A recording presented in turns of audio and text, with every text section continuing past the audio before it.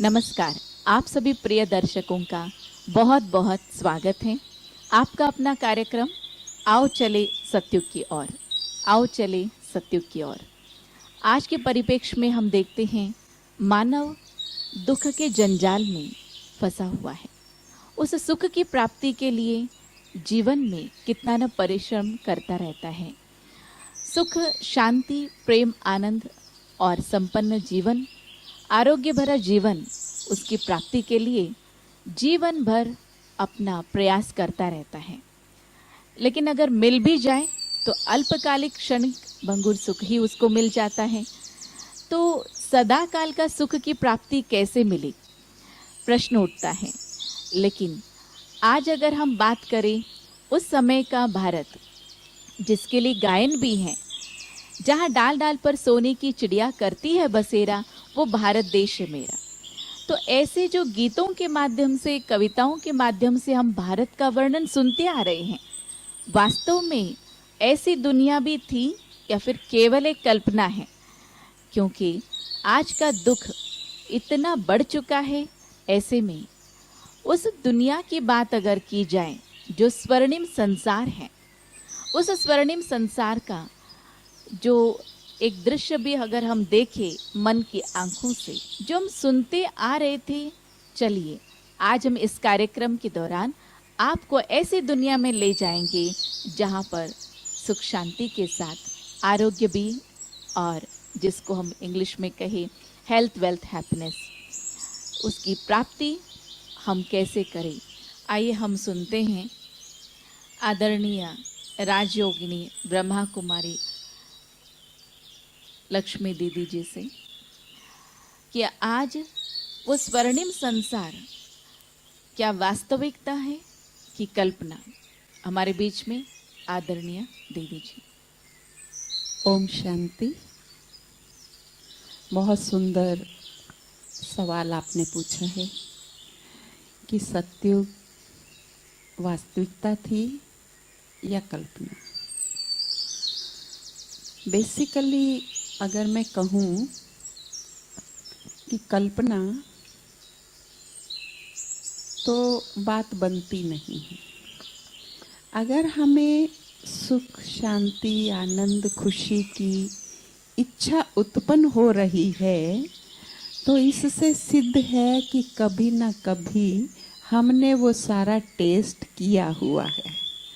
जैसे मैं कहूँ, अगर मैंने साउथ का सांभर डोसा खाया ही नहीं तो मुझे कभी इच्छा भी उत्पन्न नहीं होगी। अगर मैंने कभी मैंगो शेक पिया ही नहीं तो मुझे कभी इच्छा उत्पन्न होगी ही नहीं। तो इससे सिद्ध है कि अगर मानव मन चाहता है, चाहना रखता है कि उसका जीवन स्वस्थ हो, संपन्न हो, सुखों से भरपूर हो, शांति से भरपूर हो, सर्व गुणों से भरपूर हो, तो इससे सिद्ध है कि कभी ना कभी हम उस राज्य को भोग करके आए हैं, रह करके आए हैं। आज नहीं है तो इच्छा उत्पन्न होती है। तो वास्तव में यहाँ भारत में ही स्वर्णिम युग था, जो कि बहुत ही गौरवशाली युग था, जहाँ हर आत्मा अपनी आत्म उन्नति की चरम सीमा पर था। कहा जाए तो वो उसकी आत्म उन्नति चरम सीमा पर थी। हर मानव, क्यों था ऐसा? क्योंकि हर मानव धर्म और कर्म का वहाँ बैलेंस रखता था। तो धर्म और कर्म दोनों का बैलेंस होने के कारण ही ये कार्य परफेक्टली कर पाता था और उसके जीवन में भी संपन्नता थी। और दूसरी बात, उस युग में अगर स्वर्णिम युग की बात करूं तो उस युग में व्यक्ति को या देव आत्माओं को ये स्मृति रहती थी कि इस शरीर को चलाने वाली एक चेतन शक्ति आत्मा है। भले वहाँ पूरा आत्मा का ज्ञान नहीं होगा, लेकिन आत्म अभिमानी वो रहते हैं, तो इसीलिए वहाँ पर हर कार्य परफेक्टली होता है। तो स्मृति होने के कारण ही हर कर्म में वो गुणवत्ता दिखाई देती है। उनके हर कर्म में गुणवत्ता दिखाई देती है, हर कार्य कला संपन्न दिखाई देता है। Perfection in life in each and every field. तो इसी तरह से हर व्यक्ति वहाँ पर संपूर्णता की स्टेज पर होने के कारण इसीलिए उस युग को स्वर्णिम युग कहते हैं। और ऐसे युग को हम अनुभव करके आए हुए हैं, ऐसे सुखों को हम भोग करके आए हुए हैं और आज नहीं है। इसीलिए मानव मन की ये चाहना रहती है कि हमारे जीवन में सुख हो, शांति हो, खुशी हो, आनंद हो, प्यार प्रेम हो परिवारजनों में। तो इसीलिए ही ऐसी आश बनी रहती। ये बहुत ही सुंदर बात है जो दीदी ने हम सबको बताया कि हमने पहले टेस्ट किया हुआ है, इसीलिए बारंबार उस चीज़ की प्राप्ति के लिए हम मन और बुद्धि हमारी वहाँ जाती है। हमने पहले टेस्ट किया था, अभी हमें पाना है। वो कैसे पाना है दीदी जी अभी हमें बारंबार इन सब बातों को स्पष्टीकरण कर ही रहे हैं। आओ चले सतयुग की ओर। और साथ में हम सभी, मैं ऐसा समझती हूँ कि जितने देर भी मैं दीदी जी से सुन रही हूँ और हमारे प्रिय दर्शकों के कई सारे सवाल हैं, उन सभी प्रश्नों को मैं दीदी जी के सामने रखती जा रही हूँ। तो जैसे जैसे मैं सुन रही हूँ दीदी जी से, वैसे वैसे मैं स्वयं भी सत्युग की ओर या सत्युग में खोई जा रही हूँ। तो दीदी जी के लिए अगला सवाल है कि दीदी वहाँ पर सत्युग की जो रहन सहन दिनचर्या की जहाँ पर बात की जाए या राज्य शासन की बात की जाए, और फिर बात आती है जैसे कि वहाँ पर सुख सुविधा संपन्न जो जीवन हर क्षेत्र में है, तो फिर बात आती है कि तन का सुख, क्योंकि सतो प्रधान अवस्था कंप्लीट 100% प्योरिटी, और साथ में सतो प्रधान एक ऐसी अवस्था कंप्लीट, हर चीज में कंप्लीट। तो फिर तन का सुख, प्रश्न उठता है तन का सुख। यहाँ पर तो कितनी सारी बीमारियां हैं। आज छोटे छोटे बच्चे जन्म लेते हैं दीदी, लेकिन वे ब्लड कैंसर के साथ वो जन्म ले रहे हैं। कोई तो घुटनों का दर्द, कोई तो किन किन बीमारियों से सफ़र कर रहे हैं, कोई तो लाइलाज ऐसे बीमारियों के साथ जन्म ले रहे हैं। तो फिर सत्युगी दुनिया का वो तन, वो कैसा होगा, तन का सुख क्या होगा, ये हमारा अगला प्रश्न है।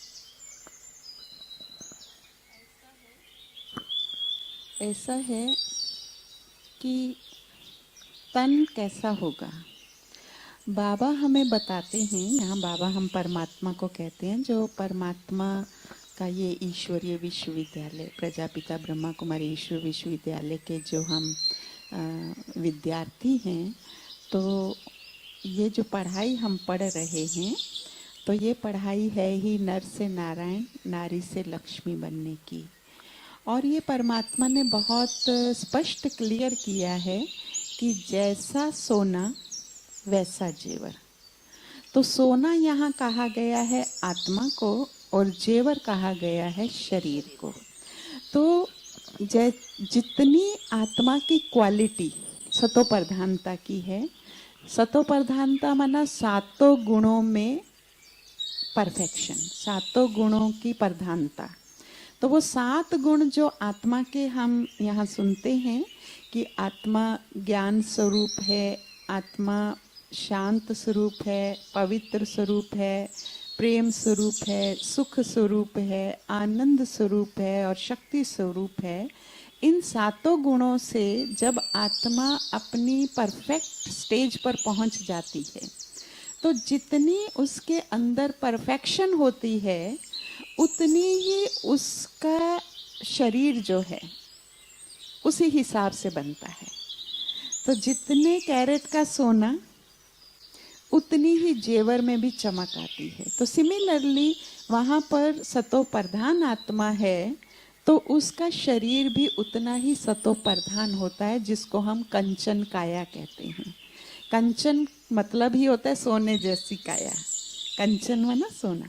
तो सोने जैसी काया माना शरीर इतना सुंदर होता है, वो सोने की तरह चमकता है। आज भी देखो, किसी किसी को कोई बीमारी होती है तो उसमें वो सोने की भस्म, स्वर्ण भस्म, हीरक भस्म, उसकी बीमारी को ठीक करने के लिए या उसको परफेक्शन में थोड़ा लाने के लिए, तो वो आज भी दी जाती है। तो इसी तरह से जब हमारी आत्मा इतनी प्योर, तो शरीर ऑटोमेटिकली ही इतना सुंदर। उनके नैन नक्श भी बहुत सुंदर होते हैं, इसीलिए देखो तो देवी देवताओं की मूर्तियां अपनी तरफ आकर्षित करती हैं, क्योंकि उनके अंदर इतनी प्योरिटी, इतनी डिविनिटी है, तो वो आकर्षण है उनमें। और वो माना इतनी पवित्रता है उनके अंदर, इतनी आकर्षणमय उनका शरीर है, बीमारी की तो बात ही नहीं हो सकती है। क्योंकि यहाँ पर जैसी आत्मा की क्वालिटी और वैसा ही उसको शरीर मिलता है, ठीक है ना। क्योंकि जैसे आत्मा शरीर छोड़ती है, दूसरा गर्भ धारण करते, तो जो क्वालिटीज, जो गुण यहाँ से लेकर के जाती है, वैसा ही उसका गर्भ में शरीर बनता है। और जैसे आपने कहा, कोई बच्चा जन्मते ही ब्लड कैंसर या कोई और हार्ट में छेद होते हैं, बहुतों के बहुत कुछ होता है, क्योंकि ये उनके कर्म का खाता है। तो वहां पर हम हैं ही सर्वगुण संपन्न, 16 कला संपूर्ण, संपूर्ण निर्विकारी, मर्यादा पुरुषोत्तम, अहिंसक, परमोदर। तो इसीलिए संपूर्ण निर्विकारी होने के कारण वहां पर हमारे रोग नहीं हो सकता है। हाँ, इसीलिए देवी देवताओं को आंखों पे चश्मा नहीं है, हाँ, हेयरिंग एड नहीं लगाते हैं, या उनके घुटनों का ट्रांसप्लांट नहीं होता है, उनके हार्ट का ट्रांसप्लांटेशन नहीं होता है। तो इस तरह से मतलब आज यहाँ तो बहुत सारी बीमारियां, क्योंकि हमारे कर्मों के खाते ऐसे हो गए हैं। वहाँ सुंदर शरीर है, मेल और फीमेल, जो हमें परमात्मा ने बताया है, शिव बाबा ने बताया और दादियों ने जो साक्षात्कार किए हैं, तो मेल और फीमेल दोनों की बहुत ही सुंदर कंचन काया होती है।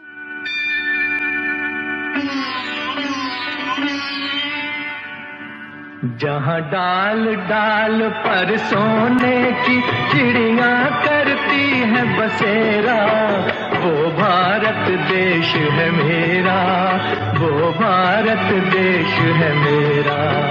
जहाँ डाल डाल पर सोने की चिड़िया करती है बसेरा, वो भारत देश है मेरा, वो भारत देश है मेरा। यहाँ पर जितने भी, अगर समस्त विश्व के अंदर जितने भी जो बीमार लोग हैं, अगर जब इस बात को सुनेंगे कि ऐसा स्वर्णिम संसार होगा जहाँ पर सुंदर स्वस्थ शरीर हमारा होगा और वहाँ पर कोई भी प्रकार का बीमारी नहीं, केवल इतनी सी बात भी अगर हम अपने जहन में रखें तो कितना हमारा मन और बुद्धि शक्तिशाली हो जाए। क्योंकि स्वर्णिम युग की बातें हम सुन रहे हैं तो मन कितना प्रफुल्लित हो रहा है। सच में दीदी जी, इतना मजा आ रहा है कि वहां जो देवी देवताएं 16 कला संपूर्ण, संपूर्ण निर्विकारी, मर्यादा पुरुषोत्तम, जिनके बारे में हम सुन रहे हैं, तो प्रश्न कई लोगों के मन में ये रहता है, क्या वास्तव में ऐसे होगा? क्या सत्य में ऐसा है? तो और भी उसके बारे में विस्तृत जानकारी हम जानना चाहेंगे।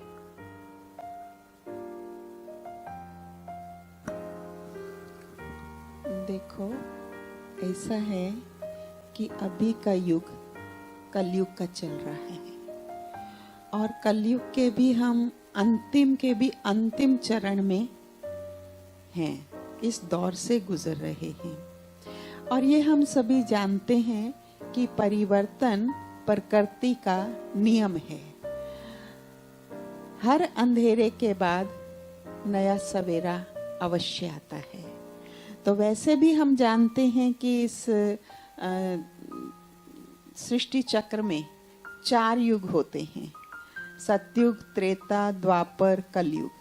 तो हर युग अपने अपने पीरियड के अकॉर्डिंग चेंज होता जाता है। सतयुग के बाद त्रेता, त्रेता के बाद द्वापर, कलयुग, और कलयुग के बाद क्या आएगा? नया सवेरा ही तो आएगा। हाँ, तो इसीलिए आज की इस कलयुगी दुनिया को अगर हम देखें तो ये भी सदैव रहने वाली नहीं है। आखिर ये भी तो खत्म होगी, और खत्म होगी तो नया सवेरा अवश्य आएगा। तो हर अंधेरे के बाद जैसे सूर्य की प्रथम किरण सूर्योदय लेकर के आती है, ठीक वैसे ही हमारी नई दुनिया, सुखमय दुनिया भी जरूर जरूर जरूर आनी ही है। तो उस नई दुनिया में, वैसे तो ये दुनिया ठीक 5000 वर्ष पहले भी थी, जैसे मैंने पहले भी बताया कि हमने उसका अनुभव किया है, टेस्ट किया है, तभी तो आज हमें इच्छा जागृत होती है। तो इस ऐसे युग में हम रहते थे। तो वो युग कैसा था ये पूछ रहे हैं आप। तो वो युग हमारा जहाँ पर हर व्यक्ति, हर देव आत्मा, क्योंकि वहाँ मनुष्य आत्मा को देव आत्मा कहा जाता है, तो हर मानव वहाँ पर बहुत ही शांति, प्रेम, खुशहाली का जीवन व्यतीत करते हैं। और वहाँ पर बहुत सुंदर संसार होता है हमारा। एक छत्र राज्य होता है जहाँ पर विश्व महाराजन, विश्व महारानी अपने परिवार के साथ महलों में रहते हैं। हाँ, और बहुत सुंदर महल होते हैं। उनके राज्य में प्रकृति का सुख, व्यक्तियों का सुख, महल आदि अत्यंत खूबसूरत होते हैं। इतने खूबसूरत होते हैं कि आप यहाँ पर कलयुग में तो कल्पना भी नहीं कर सकते हैं। भले यहाँ कितनी बड़ी बड़ी कोठियाँ हों, बिल्डिंग्स हों, लेकिन वो सतयुग के महलों की हम यहाँ पर सोच भी नहीं सकते हैं कि वहाँ कितने सुंदर और कितने बड़े बड़े विशाल हमारे महल होते हैं। तो वहाँ पर हर व्यक्ति स्वस्थ है, हर व्यक्ति संपन्न है, हर व्यक्ति वहाँ पर सुखी है। संपूर्ण विश्व ही वहाँ सुख धाम कहलाता है। वहाँ अगर कोई भी एक भी मानव अगर दुखी हो तो सुख धाम नहीं कहला सकता, क्योंकि उसका दुख का प्रभाव हमारे पर आ जाएगा। तो इसीलिए वहाँ मनुष्य तो क्या, कोई जीव जंतु भी वहाँ पर दुखी नहीं होता है। किसी भी प्रकार का वहाँ दुख नहीं है, न तन का, न मन का, न धन का, न जन का। वहाँ हर प्रकार से सुख ही सुख है। तो ऐसी दुनिया, हाँ, स्वर्णिम दुनिया अभी आने वाली है। अवश्य दीदी, इसको सुनते हुए सच में मैं तो जब जितनी सारी बातें भी हम अभी सुन रहे हैं, तो मैं तो खोई ही जा रही हूँ। जैसे मैं अगर खो रही हूँ तो ज़रूर हमारे प्रिय दर्शक जितने भी लोग सुन रहे हैं वे भी अवश्य ही वहाँ का अनुभूति ज़रूर आप सभी कर ही रहे हो। वहाँ पर वातावरण जो होता है वो सदैव बसंत ऋतु रहती है। हाँ, जैसे मैंने सदैव वहाँ 20-22 डिग्री तक ही टेम्परेचर रहता है। सूर्य भी बहुत ज़्यादा चमकता नहीं है, बहुत ज़्यादा तेज धूप नहीं होती है जिससे हमें दुख हो। हाँ, तो हमारे जो महल होते हैं वहाँ पर वो मीठी नदियों के किनारे होते हैं। सागर के किनारे वहाँ कोई रहने का स्थान नहीं होता है। वहाँ पर मीठी नदियों पर ही महल होते हैं, और वो नदियाँ भी बहुत ही खुशबूदार पानी वाली होती हैं। फूलों से, जड़ी बूटियों से सुगंधित वहाँ पानी होता है। और वहाँ पर बहुत ही सुंदर, उसके किनारे पर ही महल, जैसे कि कहा ही जाता है कि जमुना के कंठे पर श्री कृष्ण का महल था। तो मना ऐसे मीठी नदियाँ, और नदियाँ भी ज़्यादा गहरी नहीं होती हैं। बहुत मना दिखाई देता है, नीचे की सतह भी दिखाई देती है। हाँ, और वहाँ के जो बगीचे होते हैं तो वो भी बहुत ही सुंदर, मनमोहक तो होते ही हैं, लेकिन उसकी जो सुगंध होती है वो पूरे वातावरण को महकाए रखती है।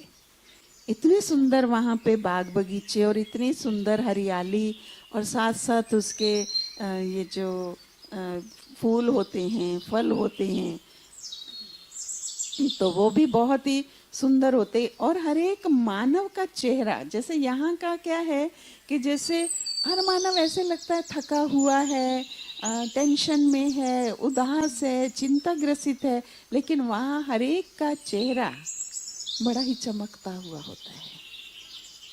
नेचुरल ब्यूटी तो होती ही है, लेकिन चेहरे पर भी वो खुशी की चमक, वो आनंदमय कांति का अनुभव होता है चेहरे पर।